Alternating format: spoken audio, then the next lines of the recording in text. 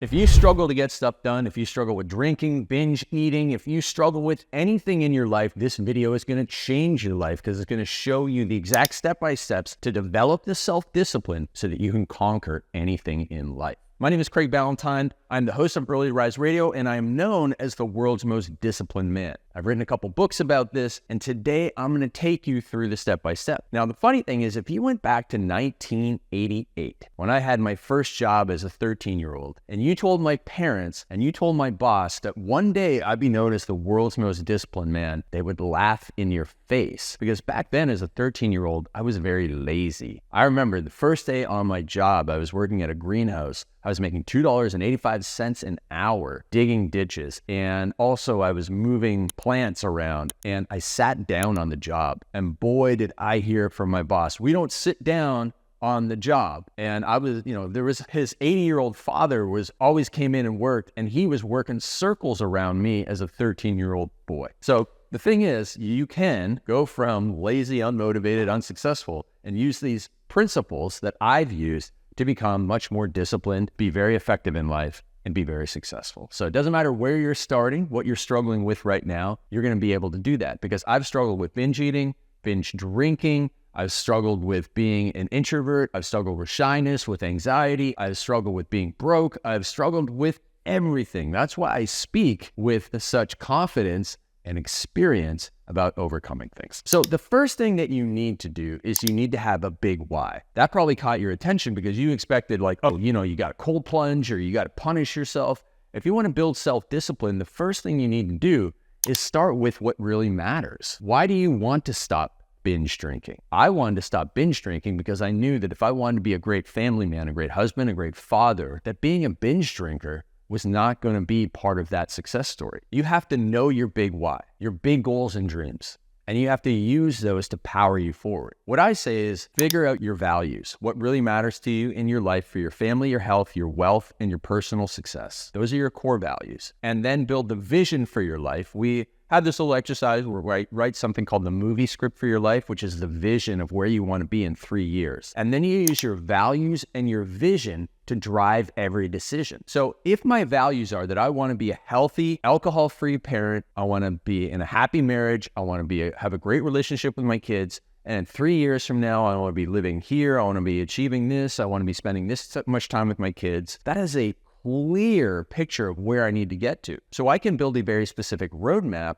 and every single day when I make a decision, like I need to have high energy for my filming, I need to have my scripts, I need to be ready to go, I need to be on time. I make all those decisions because they will get me ahead towards my vision. Your values and vision drive every decision in life, and it comes from your big why. You start with why, as the book says, and when you have that in place, that's going to be so much more powerful than punishing yourself. That's what you think self-discipline is. So the second thing is you must have a specific definition of success. I have a lot of coaching clients who will tell me they want to get rich or they want to have more discipline. And I say, well, what does that even mean? What is get rich? Like, how rich do you want to get? How much money? If you want to be disciplined, well, what does that even mean to be disciplined? Where are you not disciplined? What does discipline look like in your life? Oh, well, right now I hit the snooze button every morning. I feel undisciplined. Great. So you want to not hit the snooze button. You want to get up when your alarm goes off every single day. Absolutely. I want to be able to do that. Awesome. Now we can build a specific plan to build specific self-discipline for that. Because what I see a lot of people doing as they try to become disciplined is they join discipline challenges, or they see somebody doing something that seems disciplined, like a cold plunge. So they start doing a cold plunge every day. But is doing a cold plunge going to help you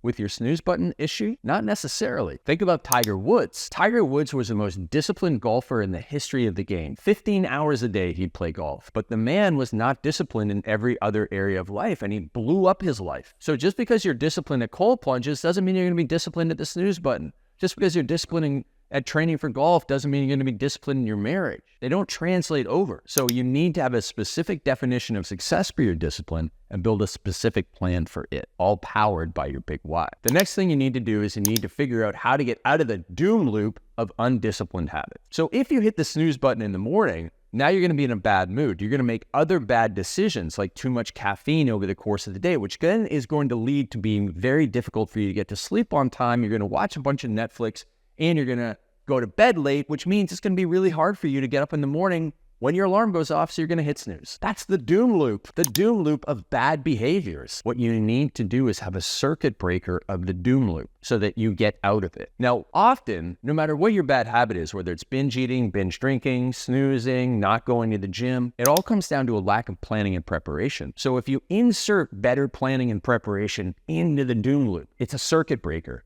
It stops you. So you might have too much caffeine, but you can go, okay, wait a minute. I need to plan and prepare the next 12 hours so I get up on time. I'm going to stop drinking caffeine. I'm not going to watch Netflix. I'm going to do a meditation tonight that's going to try and get me to go to sleep on time. All right, now I can exit the doom loop. Because if you find yourself in that doom loop, it becomes very difficult to get out. And every time you do a bad habit, it makes that bad habit stronger. So every day you drink too much caffeine, you get used to drinking too much caffeine. Every night you go home and sit in front of the television and watch Netflix, you get used to, accustomed to. It becomes a part of your nervous system that when you go home, the first thing you do is you go in the house, you sit in a chair, you turn on the television. If you do that for 2 years in a row, it's going to be very, very hard for you to get out of that doom loop and that bad habit because it's in you. It's ingrained in your nervous system. So you got to break that doom loop as quickly as possible. The next thing to do to build self-discipline is to apply discipline through subtraction. You don't need to add more stuff to your life. You need to remove the negative. You need to toss the toxic temptations. You need to destroy the distractions, and you need to negate the negatives, which means removing toxic environments, removing yourself from the toxic environments, removing toxic people from your life, toxic influences, toxic social media. Remove those things. Build a fence around yourself to protect yourself of negative influences. Toss the toxic temptations. So put your phone in another room so that you're not always on your phone. Get rid of the junk food and the alcohol in your house. It's really hard to eat a bag of chips if that's your bad habit, if you have no chips in the house. Now you got to get in your car and drive down the street.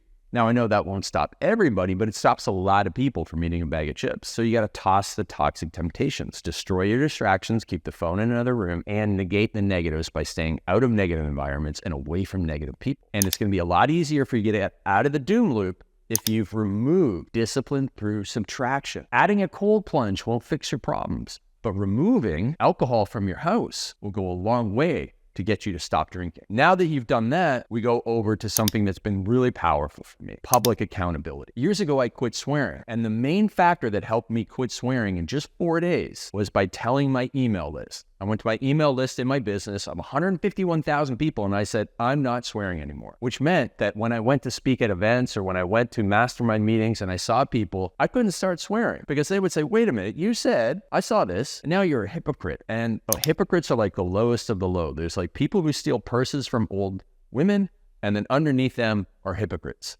Nobody likes a hypocrite. So if you get public accountability, if you say, hey, listen, I'm not going to binge eat potato chips anymore, and you have to go and tell your nutrition coach whether or not you ate potato chips, well, you know what? If you have public accountability, you're probably going to stop doing that. Or if you say, I need to stop using Facebook.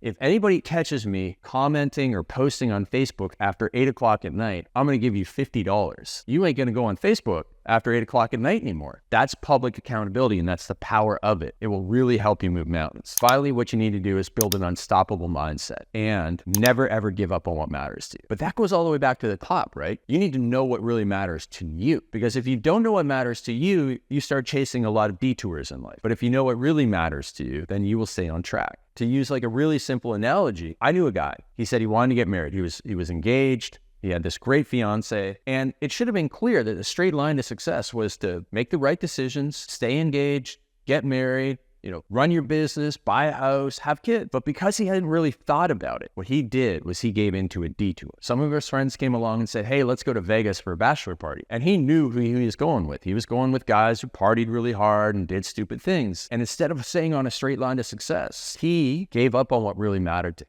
And he went on that bachelor party, did something stupid, and blew up his engagement, all because he didn't stay focused on what mattered. He didn't stick to his big why. And it didn't matter how many cold plunges the guy did, because he got away from that. He went on a detour. He got in trouble. So don't blow up your discipline. Don't give up on what really matters to you. Always remind yourself of what really matters to you. Always remind yourself of your specific definition of success. Because self-discipline really comes from in here, your heart, your big why. Because your big why can get you through so many difficult times. But if you just have this superficial discipline, feel like, I can do a cold plunge, like big deal, big deal. I know a lot of people that live in cold places and they're not the most disciplined people in the world. Doesn't matter. It's not necessary nor sufficient for building self-discipline. It's not going to guarantee that you're going to have self-discipline in every area of life that matters. So don't get caught up chasing other people's definitions of discipline. Instead, make sure you start with your big why, have a specific definition of success, figure out a way to exit your doom loops, usually through discipline through subtraction, then get public accountability and never give up on that big why. When you do that, you will build self-discipline and be able to go from lazy, unmotivated, and